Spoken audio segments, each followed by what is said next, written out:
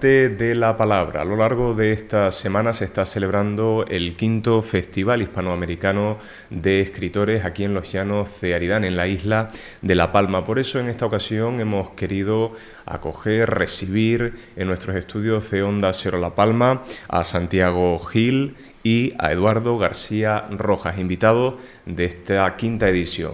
¿Qué tal, Santiago? Buenos días. Eduardo, buenos días. Bueno, en primer lugar me gustaría empezar por una valoración general de este quinto Festival Hispanoamericano de Escritores. Empecemos, por favor, por Santiago. Bueno, para mí estar aquí en La Palma es una fiesta de literatura, es la cuarta vez que estoy, he estado como escritor y como periodista. Y lo comentábamos Eduardo García Rojas y ahora fuera de antena, ¿no? Nosotros creo que el festival ha dado un salto cualitativo y desde el punto de vista organizativo este año, ¿no? Digamos que otros años lo había tenido más fácil, con un premio Nobel, mediáticamente, con Vargas Llosa, con Luis Goytisolo, con Patrick Neville, pero este año está Sergio Ramírez, evidentemente, que es uno de los grandes escritores hispanoamericanos, pero sobre todo ha apostado por una literatura no tan conocida en el ámbito, digamos, hispano, en este caso en España, en Canarias, ¿no? Y en La Palma. Y nos ha abierto puertas a escritores y escritores fascinantes que uno ha descubierto o que está descubriendo en este festival, esa cercanía, y luego se cruce entre autores y autoras españolas, canarias y americanos, y hispanoamericanos, que confluye en lo que realmente para mí es la esencia de este festival, que es el encuentro en la calle. Quiero decir, lo que diferencia este festival de otros festivales, yo he estado en la FIT de Guadalajara, está en el High Festival de Segovia. Este festival es como un festival donde en la Plaza de España coincide todo el mundo y cualquiera puede acercarse a cualquier autor, en las terrazas, después de un acto, colegios que aparecen, entonces, y al mismo tiempo, como digo, la confluencia entre todos nosotros también. Entonces creo que eso da un carácter, quizás por La Palma, quizás por los llanos, ¿no? Que es diferente en ese sentido, en la acogida, en la cercanía, en la complicidad a otros lugares. Yo creo que esa es el gran, aparte, como te digo, de lo bien organizado que está, para todos nosotros un lujo cómo nos llevan, dónde vas, cada acto, sus horas, es también la participación del pueblo los Llanos de Aridane y de la isla de La Palma en el festival. En su caso, Eduardo, ¿cuál es su valoración al respecto? Como Santiago, yo de las 5 ediciones he asistido a 4, y es verdad que en esta última, en la quinta, la organización ha dado un paso de gigante. Las cosas han mejorado muchísimo con respecto a la primera edición. Es verdad que la primera edición fue una edición inicial, fue una edición emocionante. La segunda fue la que vino Mario Vargas Llosa, que fue también una edición muy interesante, pero a mí la particularidad que tiene esta quinta es precisamente que no sea un país invitado, sino que son muchos países invitados los que conforman esa franja que es Centroamérica. Es decir, que aquí en los Llanos de Aridane tenemos escritores del Salvador, que es ese país tan chiquitito y tan violento, desgraciadamente, que hay en esta parte del mundo. Entre otros, me gustaría destacar, porque para mí ha sido un descubrimiento, que es Horacio Castellano Moya. Sí.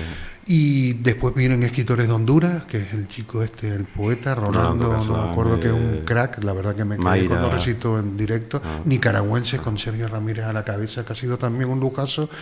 Y después, ¿de qué otro país? Santiago. Guatemala. Guatemala, exacto, con Carol Sardeto, que también ha sido un descubrimiento, entre otros.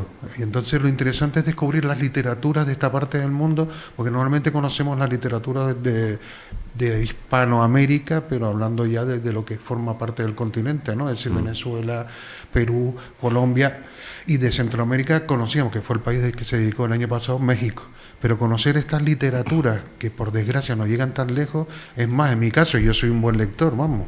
Pero yo de literatura centroamericana, bueno, sí, conocí a Miguel Ángel Asturias, conozco, se me ha ido el nombre, el de Cuando desperté el dinosaurio estaba allí. Monterroso, que es guatemalteco, Miguel Ángel Asturias, Sergio Ramírez, obviamente, pero y el gran Rubén Darío, pero se me escapaban otros escritores sin ser mexicanos de esta franja del mundo, y aquí los estoy descubriendo. Y como dijo alguien, en una de las mesas que han habido hasta ahora, no recuerdo quién, Centroamérica como Canarias, ellos se consideran también como islas, ¿no? Sergio Ramírez planteó, porque sí, son Sergio Ramírez países, planteó. son repúblicas. Son islas sin mar, Exacto. pero su desvinculación, digamos, del resto del continente y de España les convierte casi en islas y la situación es muy parecida a la que vivimos en Canarias desde el punto de vista literario. Hay una hermandad ahí muy cercana. Exacto, y encima son países que tienen poca conexión entre ellos. Sí. Eso es lo más, para mí en mi caso, insólito. Sí. Y eso ha sido también para mí un descubrimiento. Creo que de las ediciones a las que yo he asistido, esta última, no sé si porque ya soy más mayor o lo que sea, no sé, pero me está sorprendiendo de momento muy, muy, muy gratamente. Pero a pesar de esa hermandad literaria a la que hacía alusión Santiago hace un momento, ¿ustedes creen que desde el punto de vista sociológico, incluso desde el punto de vista educativo, nos enfocan desde temprana edad, es decir, desde los colegios, desde el instituto, para conocer esa literatura, ese arte que tenemos en Centroamérica? Ahora le doy el paso a Santiago porque tú vas a protagonizar un encuentro con los niños. No, pero deja de decirte una cosa, creo que es fundamental, y esto lo está haciendo muy bien también el festival, que el festival llegue también a las escuelas. Y como decía, creo que fue el presidente del Festival Hispanoamericano de Escritores, Juancho Armas Marcelo, igual dentro de 20 años esos niños que han tenido la oportunidad de ver estos escritores hispanoamericanos, de estar cerca de escritores del tamaño de Sergio Ramírez, puedan decir dentro de 20 años a sus hijos e incluso a sus nietos, yo estuve al lado de este señor. Y eso para mí es importantísimo. Y que en su casa, en la biblioteca, hayan libros de Sergio Ramírez, de Horacio Castellano Moya, entre otros, firmados por estos autores. Aquí en La Palma, eso para mí es, si quieres, voy a utilizar un término religioso, milagroso. Retomando la pregunta que acabo de hacer hace un momento, le cedo la palabra a Santiago. Sí, yo creo que estos milagros, como decían también en la inauguración Juan Chamás Marcelo, se producen o tienen lugar en lugares donde hay cultura, donde hay una tradición vinculada a la educación. Se recuerda siempre que la Ilustración entró por La Palma y ese espíritu se mantiene, ¿no? No es fácil abrirte a otras culturas, no es fácil tener esa capacidad porosa, ¿no? de ir y venir, ¿no? Que el Palmero la tiene como ninguna otra isla, por ser la más vinculada quizás a Hispanoamérica. Y bueno, y en ese contacto, como dices, no solo es la literatura, es el conocimiento de los países. Tenemos estereotipados, los periodistas sobre todo, determinados países, entonces ellos te cuentan, ¿no? Que no es lo mismo la zona rural que la zona urbana de Honduras, de Nicaragua, Guatemala. A ustedes les llegan la noticia, no sé, como si en España la gente solo supiera lo que es Madrid, Barcelona, o lo que es Burgos, o lo que es Santa Cruz de Mífora, la Gran Canaria, o Santa Cruz de La Palma. Entonces aprendes a diferenciar, a comprender el tema de los indígenas, ¿no? Por ejemplo, la situación de los indígenas en cada uno de los países, esa desconexión que hay entre lo urbano. A mí me llamó mucho la atención lo de los mayas en Guatemala, ¿no? Que encontraba el Rodrigo Rey el otro día. Entonces uno aprende también y la suerte que encima también tenemos que decir que quien quiera seguir este festival lo puede seguir en streaming. Casi todos los actos, la mayoría de los actos están en streaming, se pueden ver en tiempo real y luego quedan en YouTube, quedan registrados en vídeo. Quiero decir que tanto esta edición como no sé si la primera, a lo mejor no está todo, pero de las otras tú puedes ir hacia atrás. Yo imparto talleres literarios habitualmente y en mis talleres muchas veces utilizo las conferencias, no sé, por la García Márquez, esta vez el acercamiento a Darío. Entonces eso es un documento que queda para siempre, que va teniendo visitas y visitas por todas partes y que vincula La Palma con la literatura y sobre todo a los llanos de Aridane, ¿no? Yo creo que eso es algo, y que hay una apuesta institucional. Por aquí participa el Gobierno de Canarias, participa Cabildo de Santa Cruz de La Palma, participa Ayuntamiento de los Llanos, participa empresas privadas, que se sume esa unión para hacer cultura. Sin unión no puede haber cultura, no puede haber educación. Y lo que me decía el otro día Rolando, el dureño, en Santiago, ¿sabes cuál es el problema nuestro y de ustedes? Los pocos lectores que tenemos. No puede haber una cultura, no pueden hacer literatura, no pueden hacer una cultura viva si no tienes público lector, ¿no? Entonces nosotros somos de una generación, Eduardo y yo, donde fuimos formados por grandes profesores de literatura, había un interés en la cultura, nos despertaba todo, ¿no? Entonces hasta nuestra generación había, y la hay también en los jóvenes, pero estos festivales son necesarios para eso, para incentivar. Y a través de los colegios, que es una de las grandes apuestas de este festival, el hecho de que vayamos a los colegios cada año, los autores visitamos institutos, colegios, nos reunimos con los alumnos y claro, pueden decir, aquí estuvo, no sé, pues yo estuve, me acuerdo con Gonzalo Ceroli el primer año en el Nazaret, que voy mañana, y Gonzalo es presidente, después es presidente de la Real Academia de la Lengua Mexicana, ¿no? Y uno de los grandes autores, o Alonso Cueto, premio Alfaguara, también estuvimos allí el año siguiente, el autor de la de la hora azul. Entonces, esa sinergia, esa comunicación, como dices tú, es sociológica, no solo es literaria, y eso, la cultura lo que hace es que nos une a los seres humanos, nos convierte, evita las tensiones, evita caer en la tentación de la diferencia, y nos damos cuenta que al final, sobre todo cuando lees literatura, cuando lees novela, que es eso, la novela, como decía Faulkner, se acerca al corazón humano, ¿no? Y el corazón humano es el mismo en Honduras, en Pekín, en Namibia, en Londres. ¿Por qué? Porque todos somos mortales, ¿no? La condición de mortal no nos la quita nadie. Y ese acercamiento es el que nos hermana y el que de alguna manera consigue que el mundo sea un espacio más fraternal. Entre los actos, Santiago, que tienes programado para esta semana, citabas hace un momento ese encuentro con los alumnos del Colegio Nazaret, incluso para los futuros y los presentes profesores de literatura, ¿cómo pueden fomentarles, cómo pueden ilusionar a esos alumnos para que se inicien en el mundo de la lectura, para que incluso cojan en sus manos un libro antes que un teléfono móvil? Que esto también es una lucha bastante importante que tenemos en el siglo XXI. Eduardo. Hombre, para mí es fundamental que la gente se acerque a los libros. Lo que hay que educar es que no hay que tenerle miedo a la palabra impresa o a la palabra ahora en pantalla que se puede leer, aunque yo en este sentido siempre digo que soy un reaccionario porque yo prefiero el libro de papel antes que el libro digital, pero también es verdad que soy de otra época. Pero yo creo que es fundamental que la gente se acerque a los libros. Y lo que estaba diciendo antes Santiago, claro, estamos viviendo, y yo también lo sufro, en el sentido que con las nuevas tecnologías, internet, las plataformas, la imagen está venciendo a la palabra, y ahora con la inteligencia artificial ya no te digo, ¿no? Pero creo que leer implica un esfuerzo, pero es que ese esfuerzo es un esfuerzo intelectual, y el esfuerzo intelectual hace que tu cabeza funcione y empiece a pensar, ¿no? Y para mí algo que es completamente, que destacaría, es que cuanto más leemos, y según el tipo de literatura, eso está claro, pero creo que cuanto más leemos y leemos literatura interesante, creo que alimentamos al crítico que llevamos dentro, y para mí es fundamental que no sé si angelito, demonio, como aparecían los dibujos animados, siga estando ahí y te siga dictando la oreja, esto está bien, esto está mal, ¿no? Creo que si no leemos corremos el riesgo de que tanto ese angelito, ese diablito que tenemos aquí, desaparezca, y entonces nos vamos a convertir en un auténtico robot, y eso es un peligro.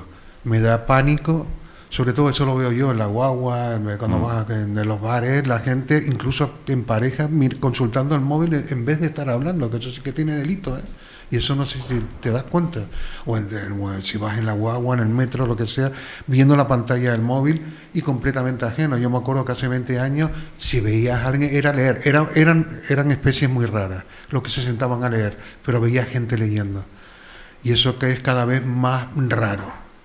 Bueno. ¿Ustedes creen, por ejemplo, que en esta fascinante historia que es la vida podemos encontrarnos a la literatura como protagonista y a las nuevas tecnologías como antagonistas de esta misma historia? Yo creo que necesariamente no tiene que ser así. Yo creo que hay vasos comunicantes, porque es verdad que a través de las redes y a través de las nuevas tecnologías, el acceso cada vez a la literatura es más grande. De hecho, yo, y lo habrá hecho también Santiago, cuando estás buscando algún libro, si no es por las redes, yo en casa consigues obras muy interesantes, en mi caso siempre en papel, ¿no? Pero creo que las redes están ahí, no son malas, yo no las veo como un enemigo, las veo como un elemento complementario. Si hay una cosa que me gustaría destacar, que cuando surge el libro digital, los agoreros anunciaron que era el final del libro de papel. De momento, esta batalla la está ganando el libro de papel, no la está ganando el libro digital.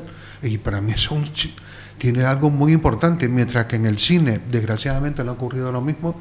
Es decir, es verdad que con la avalancha de las plataformas, yo creo que estamos asistiendo al fin de las salas tal y como lo conocimos. En el caso del libro de papel, creo que el libro de papel, y eso para mí es que están ahí las estadísticas, está ganando la batalla el libro digital, y eso para mí es muy importante. Como decía el gran Humberto Eco, el libro físico, el de papel, es tan maravillosamente simple como un martillo, en el sentido que un libro lo puedes tirar, a no ser que se queme, que lo tires al agua y hace desgracia, pero mientras, siempre cuento la anécdota de uno de mis hermanos, que es gran lector de libro digital, en un viaje a Francia, cuando deshace la maleta, se le cayó ¿cómo se llama? El equipo el libro digital, y se quedó, todos los libros que tenía almacenados se le rompieron. Claro. No pudo leerlo. Eso no hubiera pasado con un libro de papel. Y así que lo que decía el gran Humberto Eco es una verdad como un templo. El libro es tan maravillosamente simple y por eso es tan maravillosamente grande, ¿no? Es como un martillo, como decía el gran escritor italiano. Sin embargo, resulta un tanto paradójico, no sé qué opina Santiago, porque con el tema de la digitalización, Eduardo hace un momento decía que se nos permite o que tenemos esa facilidad, ¿no? Ese acceso para poder llegar a la literatura, pero también decía Eduardo que se leía menos. Por eso digo lo de paradójico. Yo hablo mucho con Eduardo, yo soy lector simultáneo de libro digital y libro de papel. De hecho, en mi mesa de noche tengo 3 libros de papel anoche y La montaña mágica en digital. y en digital, además muy curioso, estaba leyendo por la noche a Cecilia Lorenzo, una autora maravillosa que mañana modero en la mesa redonda. 18 años, la escribió con 16, una novela corta maravillosa. Al mismo tiempo que después cogía y me cogí un rato a Thomas Mann y me cogí un poema de William González Guevara en papel. Es verdad que sí que en poesía yo no puedo leer en digital. Ahí sí que es verdad que completamente de acuerdo con Eduardo. El formato poesía para mí es un formato, no puedo leer un libro en digital. Somos de otra generación, nosotros sí defendemos el libro de papel, tenemos que conseguir que el libro de papel llegue a la generación que no lo ha tenido tan a mano, y yo creo que están volviendo y que van a volver, como dices, con ediciones cuidadas, con ediciones ilustradas, con tapadura, porque hubo un momento en que el libro de papel también perdió por completo el norte y se hacían libros que tú lo comprabas y al año siguiente ya se te caían las hojas y no tenían cuidado ni con la tipografía ni con nada. Se está volviendo a una excelencia en la publicación del libro de papel, sobre todo en libros ilustrados, y lo están comprando sobre todo la gente joven. Eso de alguna forma ha servido para cambiar la dinámica de lo que era el libro de papel. Yo claro que voy a defender el libro de papel, pero también defiendo las nuevas tecnologías porque es en las que están estudiando, formándose y viviendo las nuevas generaciones. Y lo importante aquí es conseguir que lean en papel o en digital. Yo creo que eso es lo esencial. Un texto, tanto en papel como en digital, no es nada si no tiene alma humana, si no tiene mirada humana. Nosotros somos los que creamos el libro, no quien lo escribe, es quien lo lee. Yo soy lector, no soy escritor. Si soy escritor es porque fui lector primero y sigo siendo lector. El día que deje de leer, no seré escritor. Ayer nos contaban, no sé qué, una anécdota, y ten cuidado, nosotros cogemos todo lo que leemos, todo lo que vivimos, todo lo que sentimos, ¿no? Entonces, realmente el problema, quizás, de las nuevas tecnologías, el gran problema, y esto hay un libro maravilloso, El valor de la atención, de Johann Hari, que recomiendo abiertamente, un ensayo de un periodista que durante 4 años ha seguido la pista de todo lo que está pasando en el mundo digital ahora mismo, pero desde todos los puntos de vista, psiquiátrico, neurocientífico, informático, periodístico, literario, con entrevistas y él mismo desconectándose durante 2 o 3 meses en una zona de costa. Es el valor de la atención.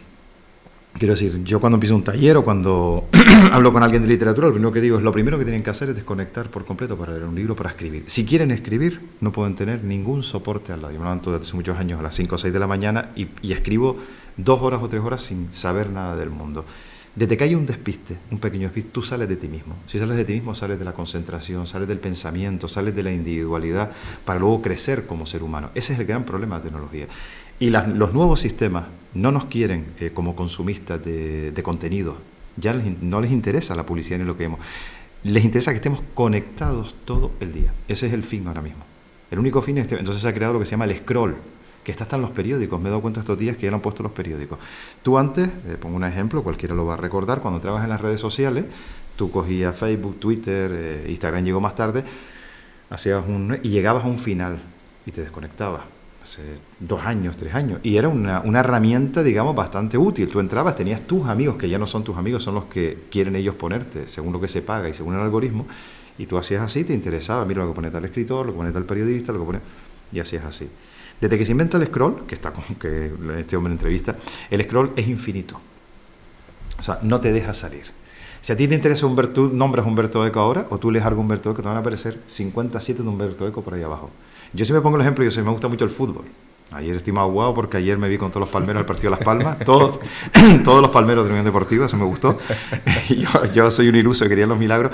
Y entonces, por ejemplo, a mí me gusta mucho, si me pongo ese ejemplo, y si lo puedo hacerlo ahora, si saco el móvil, alineaciones, pero sí un fútbol de infancia, ¿no? Alineaciones de los 70, sobre todo, de los equipos, ¿no? El Hércules de Alicante, el Elche, el Barcelona, el Madrid, Las Palmas. Y me gusta mucho ver los jugadores y a ver si los reconozco y con amigos y tal. Bueno, pues yo llevo 5 o 6 meses que cada vez que entro me aparecen 7 alineaciones del Hércules de Alicante de los años 70, del Elche, de Perú, de Brasil. Digo, bueno, esto es una... Lo que quieren es que no me vaya. Y uno tiene que ser capaz de decir, me tengo que ir si quiero vivir. Entonces, ese es el consejo que yo le doy a la gente más joven que está un poco más perdida. Es decir, si quieres crear, si quieres ser distinto, ¿no? O si quieres tener tu personalidad, si quieres leer. Leer exige, como dice Eduardo, esfuerzo. O sea, no es leer, no es coger un libro y hacer así, no, leer. Desde que yo estoy leyendo un libro y pienso en otra cosa, tengo que arreglar esto como autónomo, tengo que ir mañana a comprar leche, se me va la hoja que estoy viendo y volver para atrás. Entonces, eso es lo que está pasando, el valor de la atención. Nos están robando la atención y nos roban la educación. Bueno, y no digo nada, los profesores en los colegios lidiando con esto. Los niños, me lo dicen los profesores, bueno, el otro día hablábamos creo con Andrés Sánchez Robaina de la universidad y demás, decía, el problema de los últimos años es el daño que han hecho en la concentración de la gente que viene a la universidad o que está estudiando. No tienen capacidad de estar 1 o 2 horas o media hora concentrados en un tema. Te suena un pito por cualquier parte y además te obliga la propia administración y el propio sistema a estar conectado. Tú no te conectas durante una semana, y me fui de viaje ahora y no me conecté 2 o 3 días, estaba por Italia y Eslovenia, y tenía, por ejemplo, una notificación para una factura, para un proyecto. Tienes 5 días, si no has entrado, pierdes por completo y además te puede caer una multa. Nos obligan a estar conectados. Ese es el gran problema. La lucha no está en que leas en papel, sino la capacidad que tengamos ahora mismo para salvarnos de esa torre de Babel, porque al final es una torre de Babel en donde todos nos podemos convertir en estúpidos conectados, creyendo que sabemos y no sabemos nada, porque no tenemos capacidad para racionalizar. Y de ahí viene Donald Trump, y de ahí viene el Brexit, y de ahí viene todo lo que está pasando. Somos muy manipulables, y en eso Putin, por ejemplo, lo tiene claro, y los chinos lo tienen claro, y es una forma de dinamitar los estados ilustrados, de dinamitar la educación desde la desatención y luego los medios de comunicación, que desaparezcan los medios de comunicación, que son realmente los que ponen una referencia para que la mentira no cabalgue a sus anchas, y la mentira está cabalgando a sus anchas cada vez más. Para nosotros poder también estar conectados necesitamos que algo, en este caso una obra literaria, por ejemplo, nos enganche, nos atrape. Hace un momento también hacías referencia a Umberto Eco. Yo cuando descubrí en su momento El nombre de la rosa, por ejemplo, ¿no? ¿Qué tiene una obra literaria como El nombre de la rosa para que atrape al lector, para que se pueda quedar conectado? Porque es cierto que nosotros muchas veces hablamos de autores, de grandes escritores del siglo XX, pero es cierto que también en el siglo XXI estamos descubriendo, por ejemplo, en Centroamérica, grandes escritores. O sea, Eduardo seguro que los ha descubierto, en tu caso Santiago igual, y yo, por supuesto, ya no les digo más. Pero ¿qué debe tener una obra literaria para que atrape al lector? No, pero eso es dificilísimo saberlo, porque es que si no, Santiago, yo hubiera descubierto la fórmula. La fórmula ya lo hubiese vendido, ¿verdad, Santiago? Pero por hablando suerte. de antes, está El nombre de la rosa, que fue todo un bestseller, y Humberto Eco se colocó, un señor que era... Semiótico, correcto. Estudiamos en la facultad, nosotros en la Complutense, en nuestra época, Humberto Eco era de examen, pero además de semiótica, era complicadísimo, pero maravilloso. Otro caso también de literatura que es La historia interminable, Michael Ende, que también fue, pero entre el público joven, y tiene Harry Potter, que niños, jovencitos leyendo las aventuras de Harry Potter, que son una cosa que para libros de 400 páginas. Exacto, y estaban leyendo, eso para mí es fundamental. Ya tú, como adulto, te gusta o no te guste la historia de Harry Potter, pero para mí eso ya merece un seguimiento interesante. Sí quería añadir antes que aquí en los Llanos de Aridane se está haciendo una labor por la literatura, yo diría que bastante interesante comparado con el resto del archipiélago. Es decir, si no me equivoco, aquí en los Llanos se están celebrando 3 grandes festivales literarios. Bueno, uno gigantesco, que es este en el que estamos, el Festival Hispanoamericano de Escritores. Otro es un festival de literatura juvenil e infantil que se celebra aquí en Los Llanos, que es una cosa para mí también muy, muy, muy fundamental, y la gente que lo lleva, estuve hablando ayer con uno, me parece gente con la cabeza muy bien amueblada, y eso llega a la población joven. Y después está Aridane Criminal, que fue un festival que, bueno, abrió el gran Alexis Ravelo, que desgraciadamente falleció en enero de este año, y que me cedió a mí también el testigo, cosa que siempre le agradeceré. Te lo cedió además antes. Y lo homenajearemos el sábado, hablaremos de Alexis el sábado en pero el lo festival. Que te quiero decir que aquí, eso, que yo sepa, esto que está pasando en Los Llanos no pasa en otros sitios. Y creo que esto es una apuesta por parte de este municipio por la cultura, y sobre todo por la cultura lectora, realmente importante. homenajearán no solo a Alexis Ravelo, sino también a José Carlos Cataño, al gran Antonio Abdo. Yo personalmente a don Antonio Abdo tuve oportunidad de conocerlo. A mí hay algo que me produce... Y a Leocadio Ortega también, son 4 homenajeados. Son 4 homenajeados, muchas gracias, Santiago. A mí hay algo, como decía, que me produce un cierto dilema intelectual, por decirlo de alguna forma, y es el hecho de si toda la persona que escribe es escritor. Porque yo creo que, no sé, a lo mejor se debe diferenciar entre el que escribe y el escritor, o es lo mismo. No, ahí Santiago tiene una buena reflexión, ¿no? No, yo... Es un mundo bastante complicado, yo creo que cada cual puede tener la pulsión, la intención de escribir. Yo no escribo igual cuando soy periodista que cuando soy escritor. O sea, son primero la ficción, primero la verdad, y aparte de la verdad el uso del lenguaje. Yo creo que hay un autor que es al que tenemos que volver una y otra vez, al que volvemos una y otra vez. Yo digo, bueno, ¿dónde está? ¿Cómo aprendes a escribir? Leyendo, ¿no? No hay más camino, y tenemos la suerte de tener el mejor de los libros, la mejor de las novelas escritas jamás en nuestro idioma, que es el Quijote. Entonces, yo qué sé, con Moby Dick, con Madame Bovary, pero el Quijote está, y además todos los grandes de fuera han utilizado el Quijote como su herramienta, como su arma. Cervantes decía una cosa, que decía: lo que se sabe sentir, se sabe escribir.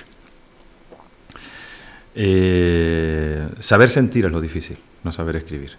Y luego llegar al oficio, que si leer es un esfuerzo, escribir también es un esfuerzo. Entonces, el oficio casi siempre te lo dan los años, la disciplina, la resistencia y la búsqueda, pero sobre todo no traicionarte y buscar tu propio camino, tu propia voz. No hay un pie de rey que diga quién es escritor y quién no es escritor, quién es escritor y quién es escritora. Hay diversidad de formas de acercarte a la literatura, diversidad de géneros, y además los géneros los tenemos que inventar cada uno de nosotros, y la forma cada uno de nosotros cada día que te levantas. No hay nada inventado. Yo no puedo escribir el Quijote. Primero porque Cervantes, ni Galdós, ni Virginia Woolf, ni Alejandra Pizarnik conocieron Internet, conocieron Facebook, entonces conocieron el mundo que estamos viviendo ahora. Entonces nosotros, para la gente que venga más tarde, si logramos que venga gente dentro de 3.000 años, así como va el planeta, como decía al principio, nosotros nos acercamos al corazón humano, al nuestro, a nuestra experiencia personal y al mundo que nos rodea con esa mirada. Pero luego, como digo, es esencial la lectura. Es una cosa que no paro de repetir una y otra vez. Tú no puedes llegar a la literatura sin lectura. Cada vez llega más gente sin lectura. Y hablas con la gente: yo no he leído eso, no tengo por qué leerlo. Nosotros somos una generación que humildemente empezábamos a leer y seguimos leyendo. Yo La montaña mágica de Thomas Mann era uno de los clásicos que me faltaba. Lo tenía aparcado hacía muchos años. Y ahora he aprovechado en La Palma, que tengo esta semana, y voy a La montaña mágica. Hablas con alguien: ¿para qué? Para seguir aprendiendo. Para seguir aprendiendo, y me quedan, fíjate, todos los clásicos me pueden quedar. No tienes tiempo en la vida, tienes que seleccionar lo contemporáneo, que estás un poco al día y ves un poco, pero no puedes olvidar lo clásico. Y tienes que dar un paso más de aprendizaje. Yo no voy a ponerme en talibán de decir este es escritor, este no es escritor, porque eso no se puede hacer.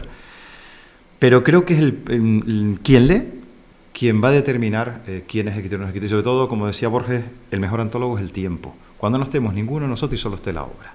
Cuando no tengamos nosotros que hablar de nuestra obra, ¿no? La obra, tú la escribes y está ahí, no te pertenece. Entonces, Thomas Mann, lo acabo de decir ahora, yo empecé a leerlo y no puedo parar de aprender. Me decían Andrés Echevarría: cuando llegas a Settembrini, llega a Settembrini, un escritor que está ahí en el sanatorio. Bueno, entonces, eso es lo que realmente hace que alguien sea escritor. Que pase el tiempo, que su obra se sostenga porque tiene vida, porque se parece a la vida de alguna manera. Entonces, bueno, para mí es clave tu conexión. Yo creo que si no tiene fuerza, si no tiene alma, si no tiene eso que decía Cervantes, si no ha sentido previamente el dolor, la alegría, la tristeza, la pérdida, no hay literatura. Y yo, cuando escribo, por lo menos creo que lo intento siempre, es pensar que todo lo que escriba puede ser lo último que escriba. Creo que eso es clave. No sabes si vas a corregir mañana lo que has escrito hoy. Entonces, la intención de lo que escribes, y tienes una intención mortal, tú te vas a ir de aquí para siempre. Y quieres dejar testimonio de alguna manera de tu paso, en cualquier manera, en radio, en televisión, en el amor. Entonces, para mí esa es la literatura, ¿no? La forma en la que llegue, bueno, pues yo tengo lectores que les gusta casi todo lo que hago, que les gustan unos libros y otros no. Eduardo, por ejemplo, si es un crítico maravilloso por eso. Eduardo, desde que yo empecé a escribir no lo conocía, me ha destacado libros y no me ha destacado libros y ha sido crítico en algún libro mío, y eso me ha enseñado a seguir mejorando, decir, bueno, pues mira, tiene razón, no tiene razón, porque uno tiene su propio criterio, pero sobre todo a mirar hacia adentro y a ser lo más transparente que puedas a la hora de escribir. Para mí es clave eso, ¿no? Eduardo, algo que apostillar para finalizar. Pues yo creo que Santiago, yo más que escritor, bueno, soy periodista de prensa, pero yo me considero sobre todo lector, ¿no? Pero también es lo que dice Santiago, yo hago una lectura, una interpretación de su novela, que ahí está para mí la grandeza de leer, ¿no? En el sentido que Santiago escribe un libro, él imagina su mundo, pero cuando cae en manos de un lector, Santiago te ofrece la guía, pero tú ese libro, los personajes, tú los construyes a tu manera dentro de tu imaginación. Y eso para mí es la grandeza de la literatura. Es decir, yo puedo estar leyendo con él La montaña mágica, pero mi montaña mágica, el balneario, los personajes son completamente diferentes a los que imagina Santiago y a los que imaginó en su momento el mismo Thomas Mann, el autor de la novela. ¿Entiendes? Eso para mí es la grandeza. Es decir, tú te construyes tu propia película dentro de tu mente. Eso para mí es lo más grande de la literatura. Respecto al oficio de escribir, comparado en este caso con el oficio de la prensa, lo digo porque me dijo Horacio Castellanos una frase muy bonita sobre el tema del periodismo y escritor, porque él también fue periodista. Y no hemos tocado lo de Georgia. Exacto. Podemos sacarlo de refilón porque es parte del festival, bueno, también, Castellanos, ¿no? Es periodista, fue periodista y ahora es escritor, y yo le decía, pero ¿qué diferencia encuentra? Y él me decía una cosa, y es verdad, bueno, y tú como periodista también lo sabes, Dailo, en el sentido de que tú, cuando eres periodista, tienes sobre todo que obedecer a la inmediatez. Todo tiene que ser rápido. Y tú cuando escribes, cuando tal, y sobre todo no te digo ya en campañas electorales, en situaciones trágicas como un incendio o la erupción del volcán, me imagino, pero tienes que hacer toda esta información, te apremia la inmediatez, la actualidad. Mientras que el oficio de escribir tienes que hacerlo con lentitud, tienes que digerirlo, tienes que escribir con sabiduría, que es lo que no nos permite la otra manera, ¿no? Ahí tenemos que informar. Escribir es enseñarte, hacerte que tú y después aprendas. la ficción y la realidad, ¿no? Yo cuando estaba en el periódico siempre iba a un reportaje y yo querría haber escrito lo que yo intuía que estaba pasando, pero te debes a los hechos. Entonces la literatura te permite escribir sobre lo que tú intuyes que puede pasar. El tema de Georgia, estábamos contando, es la invitación de uno de los mejores escritores georgianos que Eduardo ha entrevistado ahora para Diario de Aviso, para El Perseguidor, y Lana Calandia, que es la segunda o tercera vez que viene con una traductora no tenemos ni idea, no hay literatura prácticamente de Georgia traducido al castellano. Y tenemos aquí uno de los grandes escritores de Georgia, bueno, igual que David Toscana, premio Vargas Llosa, que también la novela acaba de sacar, mexicano, sobre la literatura rusa, ¿no? Entonces, esa es otra puerta que se ha abierto estos días. Eduardo y yo tuvimos la suerte de comer el otro día con este escritor que no habla ni español ni inglés. Lana Calandia nos ofrecía la traducción y era fascinante, ¿no? Cómo conoces primero la situación de la guerra de Ucrania, lo que influye ahora mismo lo que está pasando en Europa, y después lo literario, ¿no? Todo lo que nos contaban. Entonces, ese crecer en la atención, casi como, vamos a ver, cuando uno tiene una buena conversación, yo siempre digo, la oralidad para mí es tan importante como la lectura, porque la oralidad va construyendo también un universo, un mundo propio, ¿no? Que te va ayudando a entender el mundo que tienes alrededor. Entonces, esa es otra puerta también que se ha abierto en el festival, por lo menos para mí estos días, ¿no? Conocer Georgia, conocer la literatura de Georgia y conocer pues, otras voces, otra forma de entender que al final te das cuenta, hablando con, ¿cómo se llama el escritor? Eduardo, si un desastre con los nombres. Bueno, tú lo entrevistaste ayer, sí, pero lo pueden buscar en el programa, nosotros... El Rostov, no sí. Lana Calandia sí, pues la segunda vez que viene y la tengo más controlada.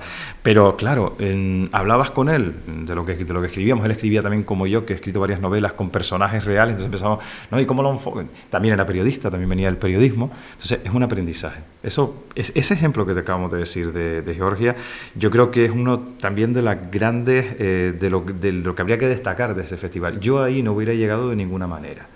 O sea, yo en este festival, en los 4 años que he pasado por aquí, quizás muchas de las grandes relaciones literarias que tengo con gente que vale mucho la pena, con gente, porque hay un tema también muy destacado en La Palma, algo que pasa en La Palma que no pasa tanto en otros festivales, no pasa en la FIL, que está muy bien, no pasa, que desde que aterrizan en La Palma la gente se quita el ego. O sea, es como si salieran del aeropuerto, se quitaran un traje y daran el ego colgado y se viene. Entonces hay una humildad, o sea, un trato de tú a tú, de todo el mundo, prácticamente. Hemos estado aquí, ¿te acuerdas? Con Luis y solo, comimos el último año, tú y yo, nos tocó la suerte de cenar con él aquella noche. para nosotros referentes cuando teníamos 18, 19 años, pues eso, como Humberto Eco, o sea, quiero decir, eran escritores que estaban allí, que ni soñabas que ibas a tener un día la posibilidad de, no de decir, me firma un libro, bueno, no es lo mismo tener la suerte, digamos, que ir a Madrid a la Feria del Libro, o a Barcelona, o a Londres, o a la Feria de Frankfurt, y sí, bueno, te puedes acercar a un escritor y se admiro mucho, me gusta mucho su obra, y otra cosa es que puedes tomarte un café con él.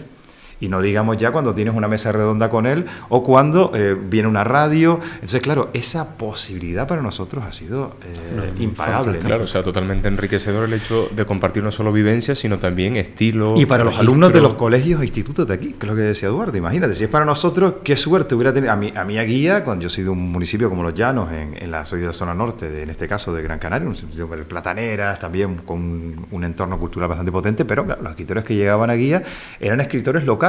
Nunca fue nadie, ni siquiera regional. Venían escritores de la isla de Gran Canaria una vez al año y tú los mirabas y dices, es poeta, es escritor. Y te decía la profesora, este hombre, y tú decías, claro, imagínate, no, aquí te viene un premio, no, aquí te viene un premio Cervantes, aquí te vienen escritores potentísimos que te cambian la vida, porque te cambian la vida con 13 o 14 años. Y bueno, yo di un taller de escritura en Los Llanos hace 3 años y tuve 7 o 8 alumnos del instituto, y bueno, el nivel era altísimo. Alexis los marcó muchísimo también porque todos eran seguidores, lectores de Alexis. Alexis fue un par de veces al instituto y como era él, con toda la energía que tenía, los convirtió a todos en lectores y todos eran buscando a Eladio Monroy por todas partes, ¿no? Santiago, Eduardo, muchísimas gracias. Ha sido un verdadero placer estar compartiendo este ratito con ustedes. Placer. Yo creo que a mí personalmente lo que más me dolerá de morirme es no poder seguir aprendiendo, porque la verdad que ha sido una experiencia maravillosa y seguimos con este festival porque todavía... ¿Te puedo preguntar la edad, Dailo? Sí, por supuesto. Yo tengo 27 años. Qué lujazo. Pues Eduardo y yo ya tenemos 30 añitos más, pero sí. Yo empecé en el periodismo más o menos con esa edad y es un lujo ver que se sigue renovando el periodismo, la literatura, lo que ha pasado con Celia, ¿no? El libro que he recomendado, que recomiendo vivamente. Yo tengo Celia y William es premio Hiperión. 23 años tiene el poeta nicaragüense, que mañana los tengo los dos en la mesa redonda. Dice, bueno, no pasa nada, todo está bien. Incluso está mejor que cuando estábamos nosotros. Porque el nivel que tienen ellos, el nivel que tiene, por ejemplo, Celia en su novela, no lo tiene yo con 18 años ni de coña, vamos.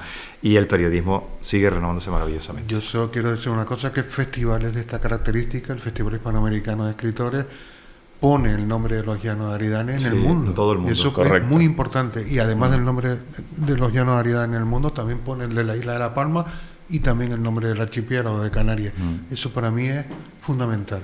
Seguir apostando por festivales de esta categoría, de esta envergadura. Muchísimas gracias de verdad por haber Gracias. participado en este festival y también por habernos visitado aquí en Onda Cero La Palma. Un placer. Gracias, Dailo.